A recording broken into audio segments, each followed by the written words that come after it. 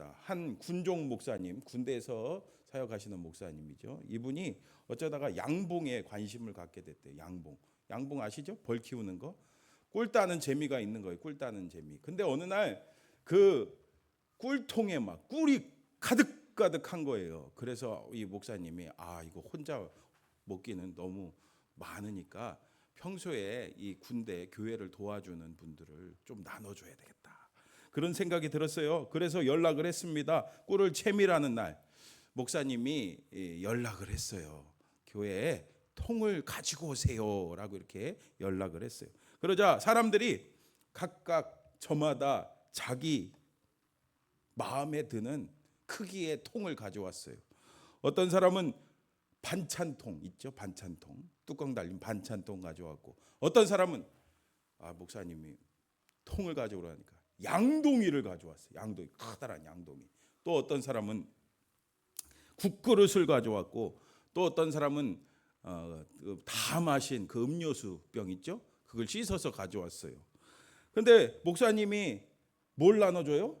꿀을 나눠주는 거예요. 그런데 어떤 사람은 양동이로 받았으니까 얼마나 많이 받았겠어요. 또 어떤 사람은 반찬통에 받았으니까 얼마 조금 받았겠어요. 이거 보니까 욕심도 생기고 비교하는 마음도 생기니까 목사님한테 이렇게 불평을 했어요. 목사님, 저희만 꿀을 조금 받아서 참 아쉽습니다. 진작에 꿀을 나눠준다고 말씀하셨으면은 제가 큰 통을 가져왔을 텐데요. 이 말을 듣던 목사님이 빙그레 웃으면서 이렇게 말했대요. 저는 여러분들에게 큰 통을 가져오라, 또 작은 통을 가져오라고 한 적이 없어요. 어떤 통을 가져오는 것은 여러분들이 결정한 거예요. 저는 그 통에 맞춰 꿀을 나눠줬을 뿐입니다. 여러분 어때요? 우리는 하나님의 은혜, 뭐라고 합니까? 한량없는 은혜. 우리 한량 없다 그러잖아요. 끝이 없다고 그러잖아요. 하나님 주신 그 복이 너무 크다고 하잖아요. 그런데 여러분, 그 그릇을, 하나님이 주시는 은혜를, 하나님 주신 그 복을 받을 큰 그릇을 준비하고 계십니까? 아니면 그냥 조그만 그릇을 준비하고 있지 않습니까? 여러분, 그거에 대해서 오늘 예수님이 가르쳐 주고 있어요. 우리에게 비유로 가르쳐 주십니다. 1절을 같이 읽어볼까요? 시작. 또한 제자들에게 이르시되 어떤 부자에게 청지기가 있는데 그가 주인의 소유를 낭비한다는 말이 그 주인에게 들린지라. 아멘. 어떤 부자에게 청지기가 있었대요. 여러분, 청지기는 뭐 하는 사람입니까? 청지기는요, 재산을 대신 맡아 관리해 주는 일을 하는 사람이에요. 부자니까 많은 재산을 갖고 있겠죠. 땅도 많이 갖고 있고, 또 곡식도 많이 갖고 있고, 또 돈도 많이 갖고 있으니까 이게 혼자 이 재산을 관리하기가 어려운 거예요. 여러분, 요즘에도 재산 많은 분들은 맡기잖아요. 여러분들 맡기셨나요? 네. 그래서 이 재산을 전문적으로 관리하는 사람이 필요해서 오늘 말씀에 나오는 그 청지기를 고용한 겁니다. 근데 이 청지기가요, 이 많은 재산을 보니까 눈이 돌아갔어요. 마치 자기 것인 양 막 제멋대로 낭비를 하는 겁니다. 하지만 여러분, 세상에 비밀이 어디 있겠습니까? 그 이야기가 돌고 돌아서 누구한테요? 부인, 그렇죠. 부자 주인한테 그 귀에 들리게 되었습니다. 그 이야기를 듣고 부자는요, 화가 잔뜩 났어요. 그래서 청지기를 불러서 말했어요. 뭐라고요? 2절 같이 보세요. 주인이 그를 불러 이르되 내가 내게 대하여 들은 이 말이 어찌 됨이냐? 내가 보던 일을 세마라. 청지기 직무를 계속하지 못하리라 하니. 한마디로 장부 정리하고 그만두라는 거예요. 잘린 겁니다. 아이고, 이 청지기 큰일 났죠. 그동안 청지기는 어떻게 살았겠어요? 3절에 나오죠. 청지기가 속으로 이르되 주인이 내 직분을 빼앗으니 내가 무엇을 할까? 땅을 파자니 힘이 없고 빌어먹자니 부끄럽구나. 여러분, 청지기는 그동안 무슨 일을 했겠어요? 사무 보는 일만 했잖아요. 책상에 앉아서 사무만 보는 일을 했는데, 이 땅을 판다는 것은 막노동을 말하는 거죠. 육체의 노동을 말하는 거잖아요. 그거 할 수 있겠습니까? 어렵죠. 더군다나 국어를 한다는 것은 도저히 자존심 상하는 일이라 할 수 없는 일이었어요. 어떻게 합니까, 여러분? 어떻게 해요? 그때 한 가지 묘안이 떠올랐어요. 4절에 나오죠. 내가 할 일을 알았도다. 이렇게 하면 직분을 빼앗긴 후에 사람들이 나를 자기 집으로 영접하리라 하고. 여러분, 구체적인 내용이 뭡니까? 5절에서 7절 말씀 같이 읽어볼게요. 시작. 주인에게 빚진 자를 일일이 불러다가 내가 내 주인에게 얼마나 빚졌느냐 말하되 기름 100마리니이다. 이르되 여기 내 증서를 가지고 빨리 앉아 50이라 쓰라 하고, 이르되 빌 100석이니이다. 이르되 여기 내 증서를 가지고 80이라 쓰라 하였는지라. 아멘. 청지기는요, 주인에게 빚진 사람들을 불러다가 그 빚을 어떻게 해요? 깎아주기 시작합니다. 첫 번째 사람은 채무 증서에다가 기름 100마를 뭐로요? 50으로 바꾸라고 하고, 두 번째 사람은 밀 100석을요 어떻게 해요? 80으로 바꾸라고 합니다. 여러분, 기름 100마라니까 이게 얼마나 되는지 감이 안 오시죠? 기름 100마는요 대략 1000데나리온의 값어치를 갖고 있대요. 1데나리온이면은 하루 노동자의 품삯이에요. 10만 원이라고 생각하면은 얼마입니까? 예, 맞아요. 계산이 빠르시네. 1억이죠, 1억. 여러분, 적은 돈이 아니죠. 그리고 여러분, 밀 100석은요 3,000데나리온 된대요. 얼마입니까? 그러면 3억이죠, 3억. 와, 적지 않죠? 근데 거기에서 각각 얼마요? 50% 그리고 20%를 깎아준대요. 왜요? 그렇게 인심을 쓰면요 4절에 나온 말씀처럼 청지기가 그 직분을 잃어도 사람들이 그를 집으로 영접해 줄 것을, 그를 써줄 것을 기대했기 때문이죠. 이렇게 청지기는 자신의 재산도 아니면서 서류를 조작해서 부자에게 손해를 끼치는 것 같아 보입니다. 그리고 주인 허락도 없이 어떻게 깎아줄 수 있겠습니까? 여러분, 이것을 주인이 알면은 막 화를 내지 않을까요? 하지만 계속해서 말씀 보면은 이 부자 주인의 반응이 뜻밖입니다. 여러분, 뭐라고 합니까? 우리 8절 같이 읽어볼게요. 시작. 주인이 이 옳지 않은 청지기가 이를 지혜 있게 하였으므로 칭찬하였으니 이 세대의 아들들이 자기 시대에 있어서는 빛의 아들들보다 더 지혜로움이니라. 아멘. 여러분, 이게 무슨 말입니까? 여러분, 이해가 참 안 되는 말씀이죠. 주인에게 손해되는 일을 한 것 같아 보이는데 주인이 어떻게 했어요? 이 옳지 않은 청지기에게 맞아요, 칭찬을 했어요.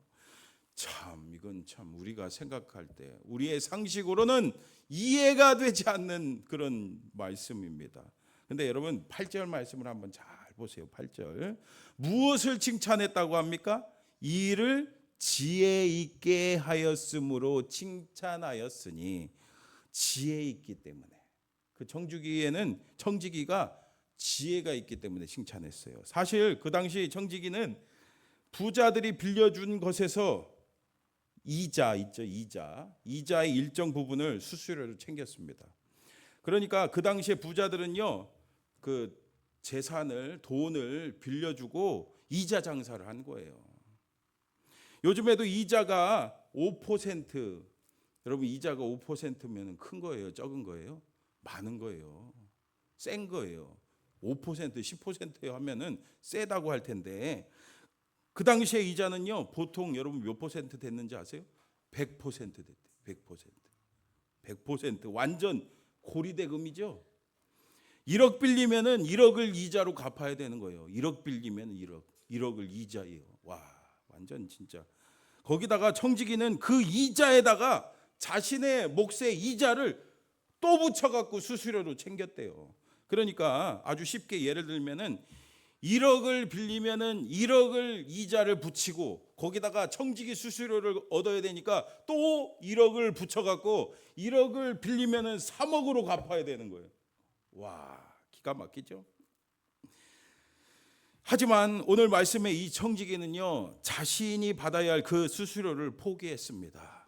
한마디로 물질의 욕심 버리고 사람을 얻으려고 한 거예요. 물질의 욕심을 버리고 사람을 얻으려고 하는 거예요. 그러니까 주인에게 일을 지혜롭게 했다고 칭찬받았어요. 왜요? 사실 여기서 주인은 누구를 말하는 거겠습니까, 여러분? 맞아요. 하나님이시잖아요. 그러면서 예수님께서 덧붙여서 말씀하십니다. 8절 하반절 말씀에 보니까 이 시대의 아들들이 자기 시대에 있어서는 빛의 아들들보다 더 지혜로움이니라. 아멘. 여러분, 여기서 우리가 단순하게 빛의 아들들 하니까 뭔가 좀 경건한 우리 그리스도인들을 말하는 거 아닌가라는 생각이 들죠. 하지만 여기에서 예수님께서는요, 풍자하시는 거예요. 풍자. 반어법을 쓰시는 거예요. 누구를 빗대서 하시는 말씀인지 아십니까? 오늘 14절 말씀, 오늘 13절까지 읽었는데 14절의 말씀에 나오죠. 같이 읽어볼까요? 시작.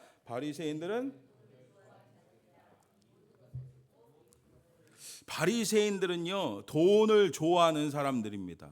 그렇기 때문에 그 좋은 돈을 청지기가 지금 포기하고, 그리고 그 청지기를 칭찬하는 부자 주인을 비웃는 거예요. 그 돈을 포기하는 것도 웃기는 거고, 그것을 지혜롭다고 칭찬하는 그 주인도 웃기는 거예요. 누구 입장에서는요? 이 바리새인들, 돈을 좋아하는, 물질을 쫓아가는 이 바리새인들 입장에서는 웃기는 거예요. 참 웃긴다.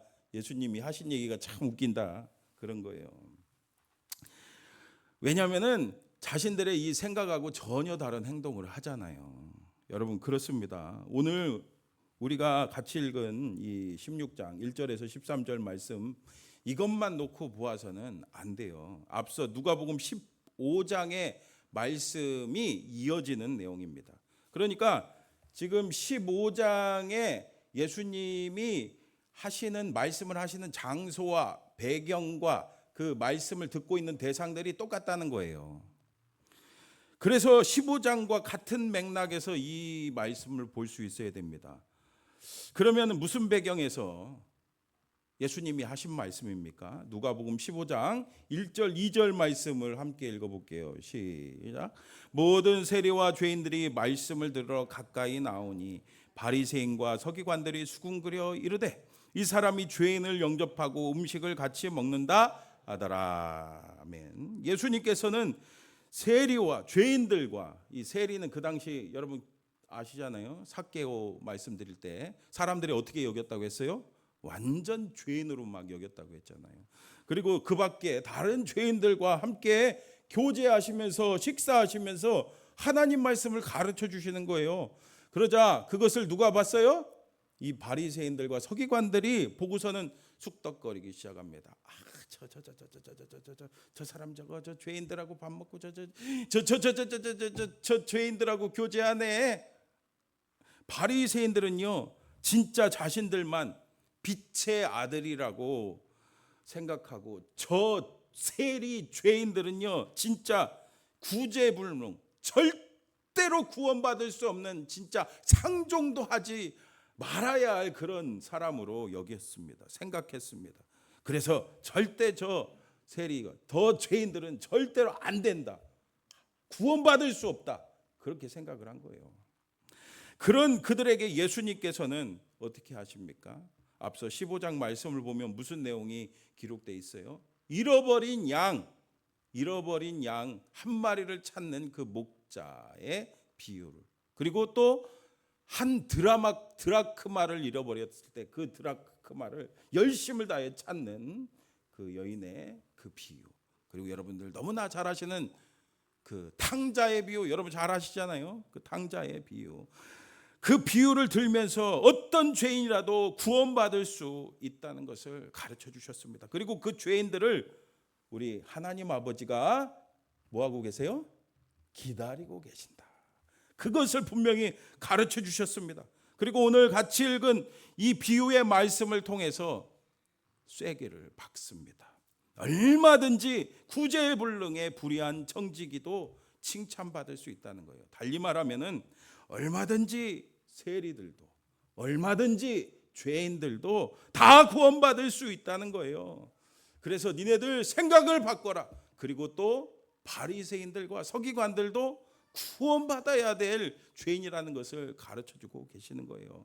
그리고 더 나아가서 9절에 말씀하십니다. 우리 같이 9절 같이 읽어볼게요. 시작. 내가 너희에게 말하노니 불의의 제물로 친구를 사귀라. 그리하면 그 제물이 없어질 때 그들이 너희를 영주할 처소로 영접하리라. 아멘. 불의의 제물하니까 우리가 뭔가 도둑질해 갖고 나쁜 짓, 남 사기쳐 갖고 무슨 번 그런 재물, 돈 이런 거를 생각하는데, 여기서 불의의 재물이라는 거는 세상 재물. 여러분들 주머니에 지금 갖고 계신 돈 없으신가요? 그거 말하는 거예요. 그거. 예, 그걸로 친구를 사귀라는 거예요. 그러니까 눈에 보이는 그 재물로 친구를 삼으라는 거예요. 더 쉽게 말하면은 세상의 재물, 돈을 나눌 수 있는, 나눠주는 삶을 살라는 것을 지금 말씀하고 있습니다. 그러면은 영원한 집이 주어진다는 거예요. 여러분, 하지만 여기서 오해하지 말아야 됩니다. 우리가 선행을 하고 행동을 해야지 구원받는다는 것이 아니에요. 하나님의 말씀대로 이웃사랑을 실천하는 자가 진짜 구원받은 자이고, 진짜 구원받은 사람이 재물을 나눌 줄 알고 그런 사람이 구원받은 자로서 영생을 얻게 된다는 말씀이에요. 여러분, 구원받은 자가 베풀 줄도 아는 거예요. 그러므로 여러분, 무엇이 중요한지 아시겠습니까? 그래서 예수님이 결론적으로 13절에 말씀하시죠. 우리 13절 같이 읽어볼게요. 시작. 집주인 혹 이를 미워하고 저를 사랑하거나 혹 이를 중히 여기고 저를 경히 여길 것임이니라. 너희는 하나님과 재물을 겸하여 섬길 수 없느니라. 아멘. 여러분, 그렇습니다. 하인이 한 주인만 섬겨야 하듯이 우리는요, 두 주인을 섬길 수가 없는 거예요. 그러니까 이 세상의 것들, 재물을 쫓아가면은 되겠습니까? 안 되겠습니까? 그 재물만, 세상의 것만 쫓아가면은 결국 거기에는 영원한 멸망, 지옥으로 갈 수밖에 없는 거예요. 그러므로 여러분, 우리가 진짜 구원받은 자라면요, 재물, 세상의 것을 주인으로 삼는 것이 아니라 정말 우리 주님을 주인으로 삼고 살아야 될 줄 믿습니다. 지난주 성결신문을 보니까 이런 제목의 기사가 났더라고요. 서천에서 유일하게 서울대학교 합격한 정용석 군. 서천, 여러분 서산 아니고 서천이에요. 서천은 인구가 한 4만 명 정도밖에 안 돼요. 굉장히 작은 도시죠. 근데 거기서 유일하게 정용석 군이 서울대학교에 합격을 했대요, 이번에. 근데 이 정용석 군은 서천중앙교회에서 신앙생활을 하는 학생인데 2025학년도 서울대학 약대, 약대는 또 어렵잖아요. 더 약대 수시전형에 최종 합격을 했대요. 합격하고 이렇게 말했대요. 하나님을 아는 지혜에서 지식이 시작된다는 것을 믿고 공부보다 먼저 하나님 중심이 되고 성적이 높아지는 것보다 하나님의 은혜를 갈망해 온 것이 좋은 결과를 가져왔습니다. 그러나 정용석 군이 처음부터 이런 생각을 했겠습니까? 중학교 때까지만 해도 신앙하고 신앙생활하는 거고 공부하는 거는 별개라고 생각했습니다. 시험을 볼 때마다 걱정과 불안이 생기고 상위권을 유지해야 된다는 생각에 압박감도 많았대요. 그래서 시험 기간에는 교회를 갈까요, 안 갈까요? 안 갔어요. 공부해야 되니까. 시험 기간에는 공부해야 되니까 공부에 더 집중하고 노력하려고 예배 빠졌습니다. 하지만 그렇게 내 힘으로 할 수 있다고 생각할 때마다 실수도 많고 전교 1등도 놓치고 그랬대요. 그러다가 중학교 3학년 겨울 수련회 갔어요. 여러분, 수련회 꼭 가야 되는 거 아시죠? 거기 가면은 하나님을 인격적으로 만날 기회가 있잖아요. 거기서 하나님을 만났습니다. 그리고 이런 말씀을 들었어요. 여호와 하나님을 아는 것이 지식의 근본이다. 하나님을 알아야 된다 하면서 잠언의 말씀을 통해서 은혜를 받았어요. 그래서 은혜를 받은 후에 인터넷 강의 듣는 것보다 말씀을 봐야 되겠구나, 성경 말씀을 읽어야 되겠구나. 그것이 더 유익하고 하나님을 기쁘시게 하는 거구나. 그것을 믿게 됐어요. 그래서 당장 수련회 끝나고 돌아와서 이때부터 말씀에 더 집중하고 성경 통독에 나섰습니다. 그때 일주일 동안 공부 하나도 안 하고 하루에 9시간씩 성경책 읽었대요. 9시간씩. 그리고 거기서 이제 성경을 2번이나 통독했대요. 여러분 몇 번 통독하셨어요? 이후에 놀라운 변화가 찾아왔어요. 영어 단어를 암기하는데 평소보다 더 빨라졌어요. 그리고 공부할 때 하나님이 지혜를 주신다는 것이 느껴지기 시작했어요. 공부가요, 그동안에는 내 1등 못하면 어떻지? 여러분 1등 해보신 분들은 다 아시죠? 네, 1등 못하면 어떻게 하지? 막 그런 불안함이 있었는데 공부가 그냥 즐거워졌어요. 내가 공부를 뭘 위해서? 하나님의 영광을 위해서 공부해야 되겠구나. 그런 생각이 들면서 그 압박감이 싹 사라졌대요. 그리고 고등학교 2학년 때는요, 다니던 학원도 끊었대요. 왜냐하면요, 교회 일정하고 학원 일정이 겹치다 보니까 내가 더 열심히 하나님의 그 예배를 참석해야 되겠다. 또 교회 행사를 참석해야겠다. 이런 생각으로. 그래서 주로 독서실과 교회에서 공부했고 예배 후에 잠깐 자투리 시간도 활용했대요. 그리고 혼자 열심히 공부했대요. 힘들고 지칠 때마다 어떻게 했겠어요? 맞아요. 기도하면서 하나님 말씀 보면서 하나님을 의지했다고 합니다. 그랬더니요, 공부가 더 잘 되고 성적도 더 좋아졌대요. 그 이후에 예배도 빠지지 않았습니다. 토요일 학생 예배, 그리고 주일 예배, 수요 예배, 공예배 안 빠졌대요. 주변 사람들이 교회 갈 시간에 공부 좀 더해, 좀 공부 좀 더해, 막 핀잔을 줄 정도로 열심을 다해서 예배와 말씀을 갈망했습니다. 이뿐이 아닙니다. 봉사도 열심히 했습니다. 중학교 때부터 지금까지요, 방송실, 교회 가면은 교회마다 다 방송실 담당 있잖아요. 방송실 담당으로 항상, 심지어는요 야자도 하잖아요. 야자 모르시나요, 여러분? 야간 자율학습 수요일 날은 꼭 빠졌대요. 선생님한테 얘기하고. 왜요? 수요 예배 방송실 담당해야 되니까. 그리고 여름 수련회, 겨울 수련회 빠진 적 없을 정도로 열심을 다해 신앙생활을 했습니다. 그럼에도 불구하고 어떻게 됐을까요? 고등학교 3년 내내 전교 1등을 한 번도 놓치지 않았대요.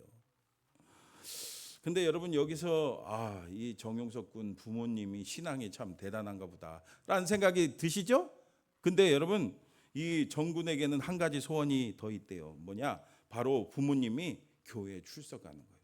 불신자예요, 부모님이. 평소에 교회 가는 것을 그렇게 반대하지는 않았지만 학교 시험이나 수능 시험이 앞두고는요, 교회 가는 것을 좀 언짢아하긴 했다고 합니다. 특히 아버지가 너 저기 시험 기간인데 교회 좀 그만 가라.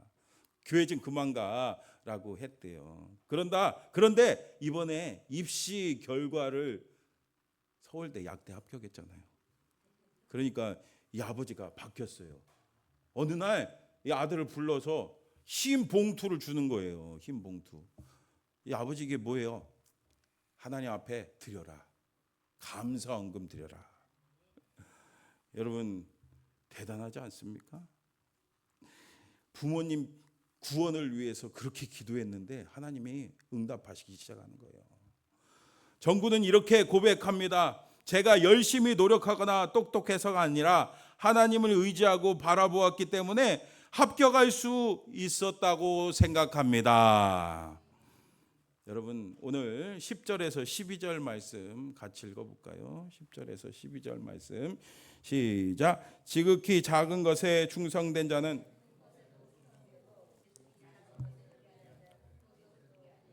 너희가 만일 불의한 재물에도 충성하지 아니하면 누가 참된 것으로 너희에게 맡기겠느냐? 너희가 만일 남의 것에 충성하지 아니하면 누가 너희의 것을 너희에게 주겠느냐? 아멘. 사랑하는 성도 여러분, 그렇습니다. 여러분 우리의 생각을 바꿔야 됩니다. 우리의 생각을 바꾸세요. 여러분 세상 재물을 쫓아가며 적당히 신앙생활하는 데서 좀 벗어나세요. 목사님 맨날 똑같은 소리 좀 하지 마세요. 잔소리 좀 그만하세요. 여러분, 잔소리여도 제가 해야 됩니다. 하나님을 의지하고 하나님이 맡기신 일에 작은 일이라도 진짜 충성한다면요, 여러분, 하나님은 여러분들의 인생을 책임져 주시는 거예요. 여러분, 혹시 오늘 바리새인과 서기관들과 같이 여러분들의 생각이 굳어 있지 않습니까? 그냥 요 정도만 하면 됐지. 하나님 앞에 예배드리고 하나님 앞에 충성하고 하나님을 섬기는 거 요 정도만 됐지. 여러분, 생각을 바꾸시기를 바랍니다.